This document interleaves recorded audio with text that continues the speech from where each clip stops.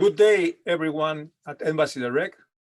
Today we continue with our welcoming of newly arrived heads of mission to South Africa.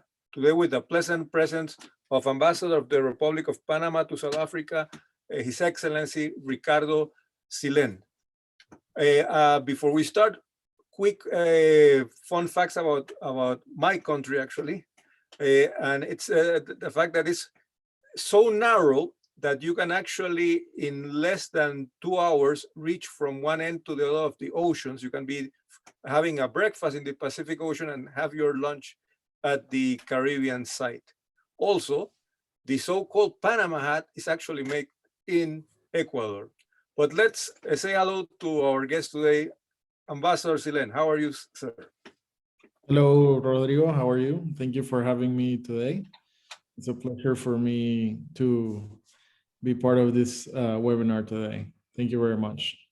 Thanks. Ambassador, please introduce yourself. Tell us some of your personal and professional background. Thank you, Ambassador. So my name is Jorge Ricardo Silen. I'm from Panama. I have a degree in agricultural economics and agricultural business that I obtained in the University of New Mexico State in the United States. After that, I worked for a couple of years in Washington, D.C. and the Department of Agriculture.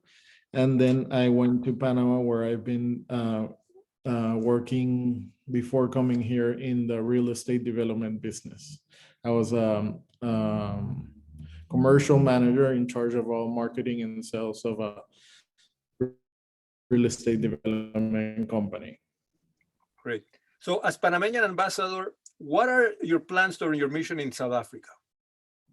So mostly my plans, to strengthen the diplomatic relations, of course, but also to look for new ways in order to develop more our commercial ties between the two nations, which is, not too much going on nowadays, but I foresee that there's a lot of opportunity in terms of commerce and trade between the two nations. So most of my plans will be in around, establishing more commercial ties between the two nations. What are that business opportunities, being investment or trade between Panama and South Africa, that you can highlight to us?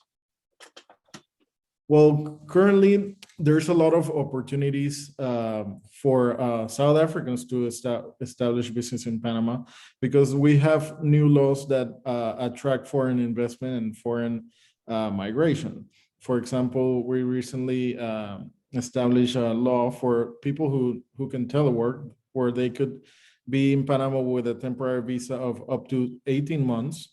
So they could establish themselves. And these are for mostly people who don't require to be in a certain place, a specific part of the world. So they could probably relocate to Panama for a year and a half and, enjoy part of our country also. And we also have some other laws that, gives tax incentives for multinationals, and also a recent law that was created for manufacturing companies to establish themselves in Panama that also would have several incentives, including tax incentives. That's great. With your background in agriculture, Ambassador, have you considered the possibility of exploring routes within South Africa? I don't know if you're aware, South Africa is the country with the biggest production of meat in the continent. And also it has a vast production of different produce that actually, due to the difference of that we're in different hemispheres, there's opportunities to exchange in that sense. What could you tell us about that, Ambassador? Yes, I definitely see opportunities in those sectors. Panama is a country that imports a lot of produce and meats from all over the world. So I see an interesting opportunity in that sector. Also from Panama exporting goods here also.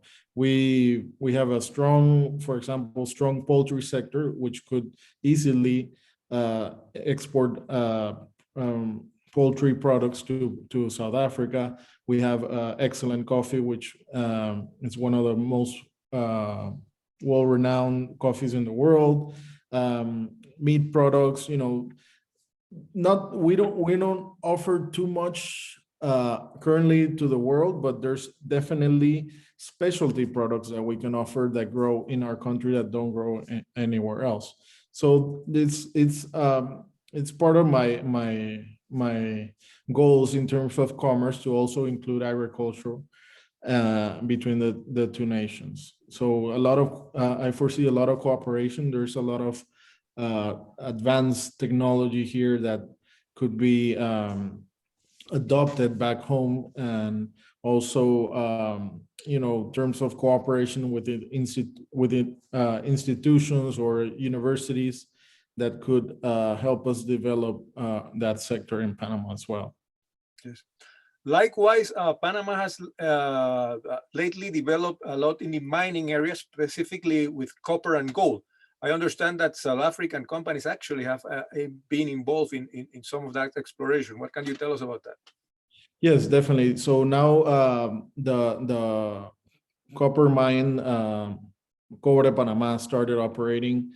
I think it was 2 years ago, and it's a big investment, $6 billion investment. That's even higher than the canal expansion. So definitely is a big opportunity for the country in terms of development and adding other sectors to our GDP that didn't exist before.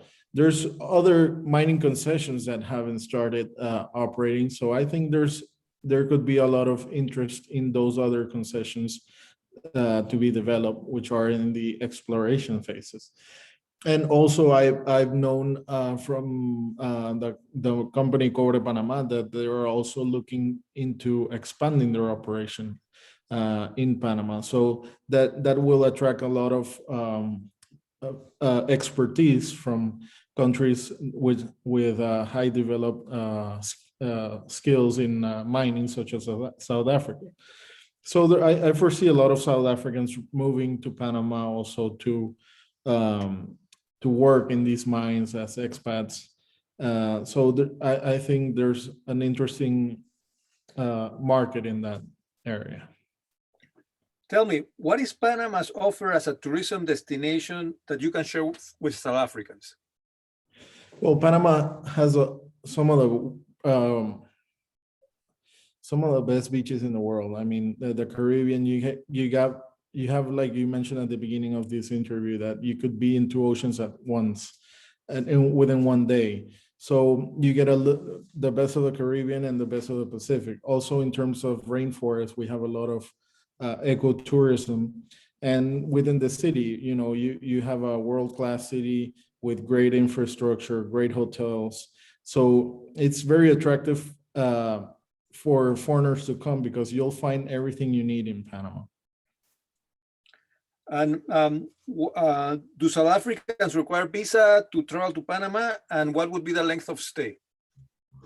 Currently, they do not require a visa to travel to South Africa as a tourist. And the length of stay is 6 months. Okay, yeah, that's very comfortable. I think that gives a lot of chances for business opportunities and to know the country well. Ambassador, for the past months, the world has experienced challenging times. Any motivational words for our viewers at Embassy Direct? Well, yes, I think the world has changed for everyone. I think we're gonna foresee hard times everywhere in the world in terms of poverty, inequality, and economic difficulties. So I think that's something that there's gonna be a lot of similar effects all over the world, people losing their jobs due to the pandemic. I think that, however, in times of crisis and difficulties, there's a lot of new opportunities that emerge. So, it's a interesting time to live, but also very interesting to see new opportunities come up during these times. Thank you, Ambassador Silen, today for your time and the valuable information that you have shared with us and Embassy Direct viewers. We would like to reiterate that at Embassy Direct, you can find a home, you can find a place where you can access to important information and to important contacts in South Africa. So please keep in touch and have a great day forward. Thank you, Rodrigo. Have a good day.